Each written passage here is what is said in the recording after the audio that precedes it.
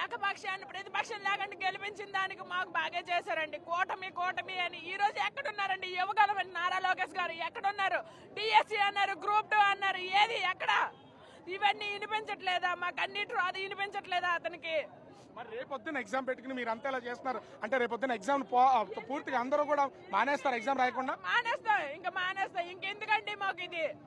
రాసిన లేని అవకాశం లేనిది వాళ్ళు గవర్నమెంట్ కి బెనిఫిట్ అవ్వాలని ఈ నోటిఫికేషన్ ఏదో కోర్టు ద్వారా అది ఇది చేసి ఎగ్జామ్ పెట్టేసి ఈ 900 పోస్టులతో మళ్ళీ వాళ్ళు ఎగ్జామ్ వాళ్ళు గవర్నమెంట్ లో ఏదో మేము కల్పించామన్నట్టు చూపించడం కోసం ఇదంతానండి. ఇదంతా హై డ్రామా ప్లే చేస్తుంది. ఒకసారి అనురాధ మేడం ఒప్పుకోలేదని అంటారు, ఒకసారి ఏమో సీఎం గారు ట్వీట్లు ఇస్తారు. ఎందుకు ఈ డ్రామాలు? మన నిరుద్యోగులు మేము అంత పనికి మనలో కనిపిస్తున్నామా? వాళ్ళకి అర్థం కావట్లేదు. వాళ్ళ భవిష్యత్తు ఇక్కడ మా మీదే ఉంది. యువగాలని నమ్ముకొని ఈ రోజు గవర్నమెంట్ గెలిచింది, రేపు ఈ యువగాలం ఏంటో చూపిస్తారు. ప్రతి ఇంట్లో మీ ఉన్నోళ్ళు, మా తల్లిదండ్రులు, అన్నదమ్ములు అందరూ ఉన్నాం. ఒక్కొక్క ఇంట్లో మినిమం 5-6 ఓట్లు ఉంటాయి. నెక్స్ట్ ఎలక్షన్ అనేది ఏంటనేది చూపిస్తారండి.